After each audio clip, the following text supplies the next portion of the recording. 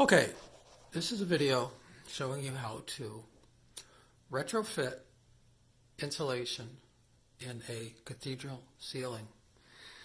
This house was built in 1984, and the construction in 1984 was such that cathedral ceilings were popular, okay? And this is a room, a family room, that has a cathedral ceiling. I have been adding insulation, and I wanted to show you this idea. It's got what I call 4 bays. This bay is in the original condition. The original condition is drywall with a texture on it. It has these beams. These beams are decorative beams. They are solid wood. They're 4-inch by 6-inch rough cut. It has a main ridge beam that's not decorative. That's structural. The cathedral ceiling requires a structural ridge beam. Okay, these are not structural. The problem with these beams in this room is that it produces a real weakness when it comes from the insulation point of view. And the weakness is that the way these beams were attached, they were attached to some strapping on their backside, and that strapping was then attached to the joists. So this beam is supported by 2 joists, one joist on one side, one joist on the other side. But the problem is that these beams went up before the wall board went up, so that this ceiling board and this wall board actually come to a joint where it hits this beam. Okay, if this beam were a real faux beam, it could have been added in after the wall board was in and the ceiling board was in, and it would just be more decorative. This one is really a problem because when they did the drywall on this, they filled the larger gap between the drywall panel and the beam with a plaster, like a hot mud. There is some of it in its original condition. But what's happened is, over the years, the hot mud cracked and fell out, creating gaps with terrible, terrible air exfiltration out of the room. Now, what you can see here is I have caulked that gap with clear, what is it called? Duramax 230.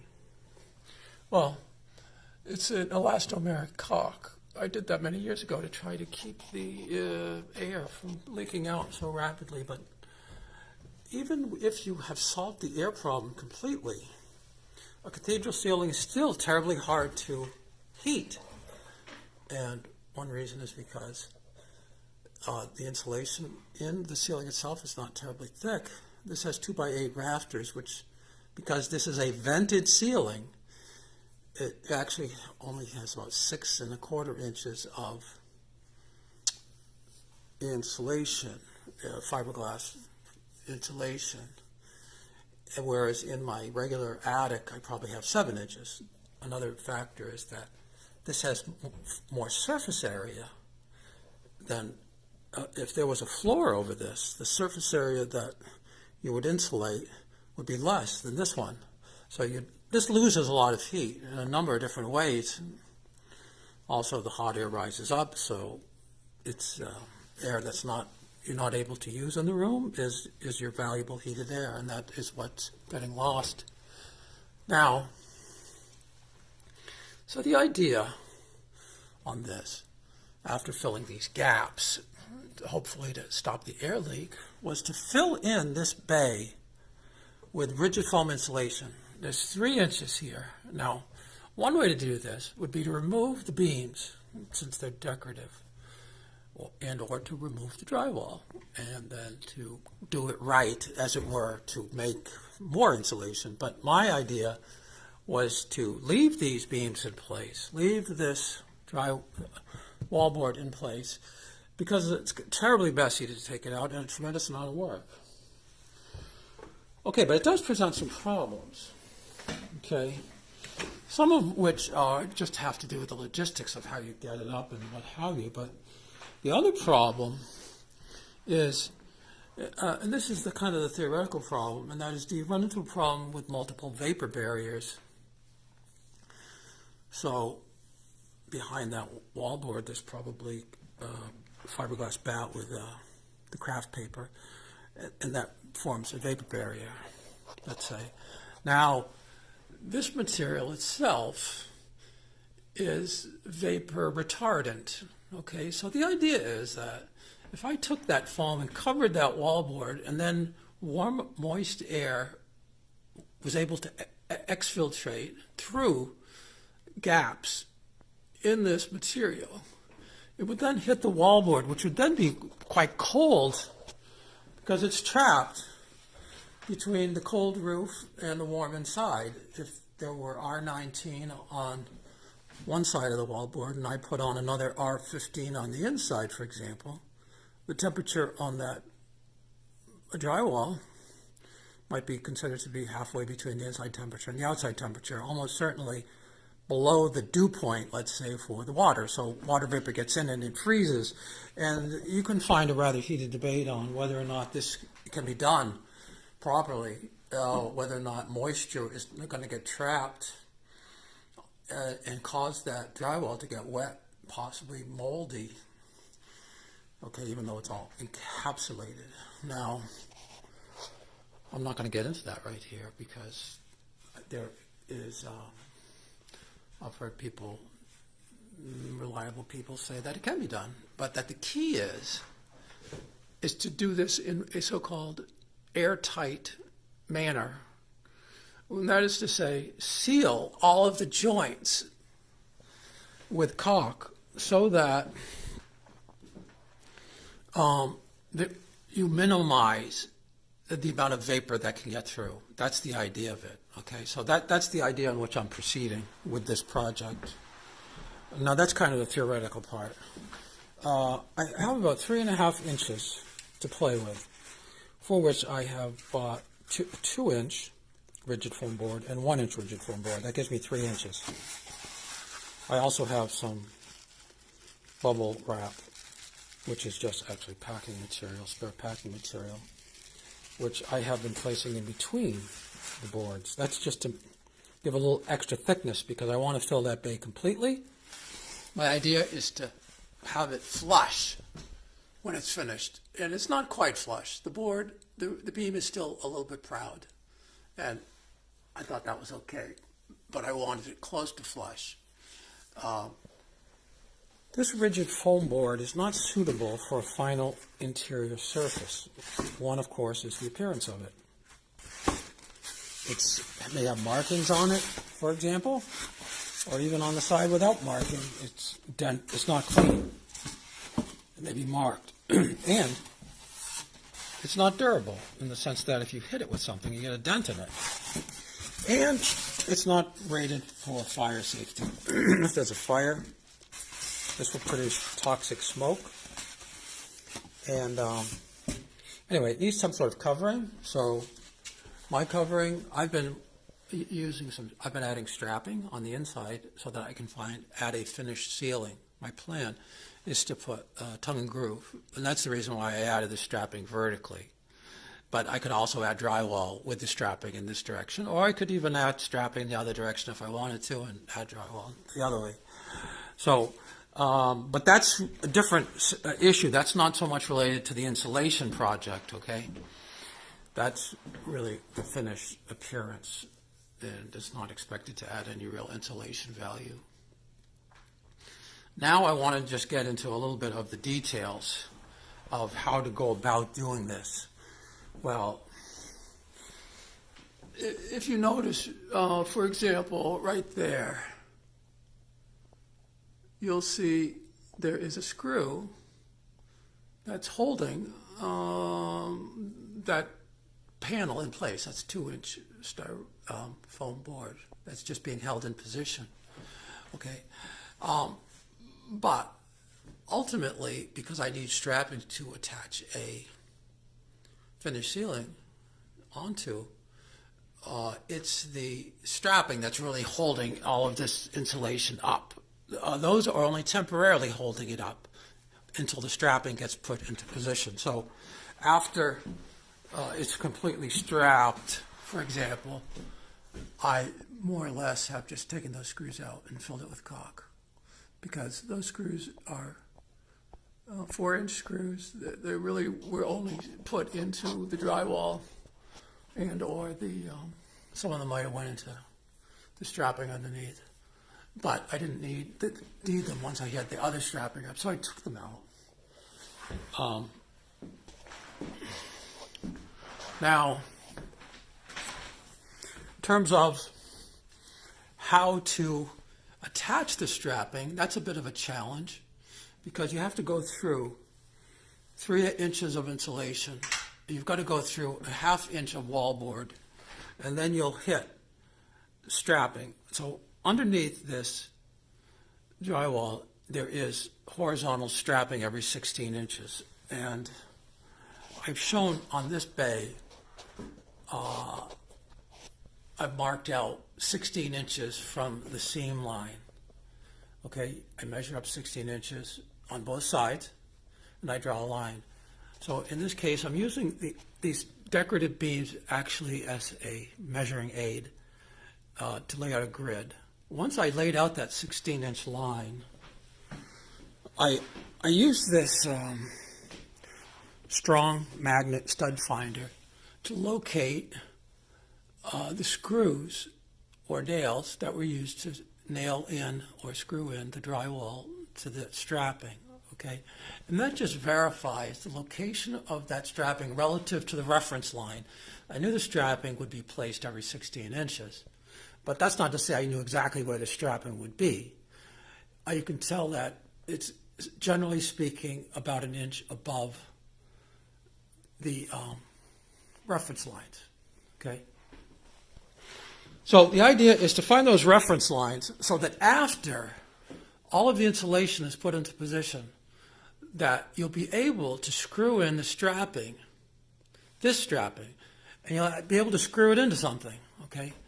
The idea is that I want to screw it into the joists that are running in this direction, and I want it to be the target locations, which I've marked here with these X's, are at the intersections of the joists, which is every 16 inches horizontally, and this drywall strapping or the ceiling strapping that was every 16 inches vertically. That way, when I go to put a screw in, I have the best chance of hitting something. I'll either hit the joist, which runs this way, or I'll hit the strapping that runs that way. The strapping is more reliable to hit because it's closer and it's thicker. This has 1x3 strapping, which is about 2.5 inches wide. The joist presents only about 1.5 inch, but still getting into the joist is the best. Getting into the strapping, which is near a joist, is fine too. Okay, so that kind of goes there. Now, determining where the joists are is a little bit tricky because you can't do it with the magnet. The strong magnet will not detect the nails that are holding the strapping into the joist because they are already a 1/2 inch below the surface. Okay, so the way I have determined these, in part, was by going outside the house and looking at the fascia board on the eaves of the house and seeing where that was nailed into the rafters. And then measuring out on this particular wall, I measured where those nails were relative to the chimney, the brick chimney, and then I measured it out.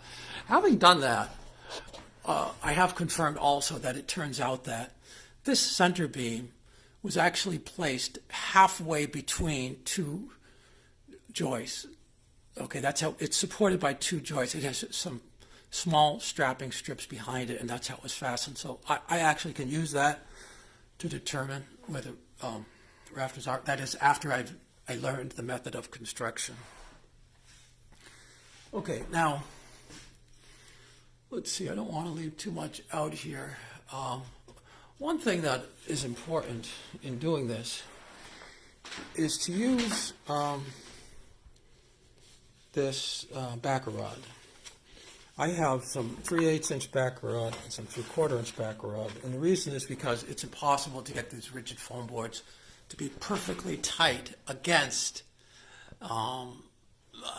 against these beams, okay? And part of it is because the beams are not perfectly parallel. And it's very extremely difficult to try to cut the boards to be a custom fit. So you're going to have to fill some gaps. You can fill it with caulk, but the caulk, you can use a lot of caulk if the gap is a little bit too large. And the backer rod also has an advantage over caulk in the sense that it's not really going to fail. It's squeezed in place and it stays there. You put the caulk over it. It provides a good backing surface for the caulk. I highly recommend backer rod. I didn't use the backer rod on the first bay because I hadn't thought through exactly what I was doing. By the time I got to the second bay, I said, oh, okay, I'm using a lot of caulk. And I've got these gaps. I should fill these gaps with the backer rod. It'll do a better job, and I'll use less caulk. So anyway, I highly recommend that. Now, I have already attached one of these vertical straps here, and I have another one that I'm about to add. So I have measured the distance. It turns out to be 12 feet 4.5 inches. You pretty much get to know that because the way that I put up the rigid sheets, which are 4x8s, is I put them up using the 4-foot dimension as my basic dimension. So I have a 4-foot one, I have another 4-foot one at the top, then I have 4-foot pieces which were cut-off sections from these because it's only about 6 feet across, and then that extra additional piece that I needed was 4.5 inches. So I knew that I was going to use approximately 12 feet 4.5 inches. I cut this at this angle, which is either 34 degrees or 56 degrees, depending on how you measure it. Okay, and the idea on this is to screw it in using basically a 6-inch drywall screw. Okay, that will give you about the last inch or so. You're going to go through 3 inches or 3¼ inches of rigid foam, a 1/2 inch of wallboard. You're up over about 4 inches. Then you're going to go through a 3/4 inch of strapping, and you're left with about 1/2 inch or so to go into the joist. So there's plenty there to grip. But the idea is to try to get it to go in the right place. That's why I went to a lot of trouble to determine the location of the joists and the straps. And then I set a target spot where I'm going to drill, and I do it about 3/4 inch above the reference line, because that's where I know where the horizontal strapping is about 3/4 inch above the reference lines, and I try to put it right on the joist line, which I've marked on there. Okay, I'll hit pause, and I'll show you some steps on securing this strapping on the next strapping position. I'll just hit the pause and I'll set it up. Okay, there it is. I have basically just wedged it up. It turns out that with that angular cut on the end, you just place it into that corner and it's kind of wedged there. I have applied caulk already to that section because I know that I won't have access to that once I screw it in place. Okay? And I've done also caulk on all of the locations that it will pass over. Then I place it here, I place a shim under it, and then I just wedge it into position. And it just holds it there. Now, if I drill in one of those screws into one of those rafter locations, it's going to hold it in place fine. Okay? And I'll show you a little bit how I do that. I've been using a drill guide, so this is what I call my drill guide. The idea is that I want to drill perpendicular through this. I don't want to go off I need to go perpendicular. If I go off at an angle, I'll miss the strapping, and it's hard to go perpendicular when you're hanging off the ladder. So the idea of the drill guide is that first I drill a hole perpendicular through this using care. Then when I go to drill it in a particular spot, I just hold the drill guide against it, and then I drill it. And what I've been doing is pre-drilling this hole is to try to make the screw go in more easily. I've been pre-drilling with this 12-inch screw, and that allows me to go through the strap, through the 3 inches of rigid foam, through the other drywall, through the strapping, and then that. And then the idea is that when I go to put the screw in, it's going to go in more easily, okay? I don't want to have it get bound up in there, okay? I've also been, just to make it go a little bit easier, putting a little bit of wax on the screw head, on the screws, okay? Make them go a little bit easier. I've been pre-drilling these because I want to make sure I get the screws in really good. Okay, what I'll do is I'll hit pause and I will set up drill a hole in there. Okay, I drilled the hole and that went in fine. You can see it. It's about 1/2 inch or 3/4 of an inch above the reference line, which I drew across the strapping after I had it in position, and I made sure that the strapping was centered between the two reference lines on the two sides, because the strapping is not necessarily going to be perfectly straight.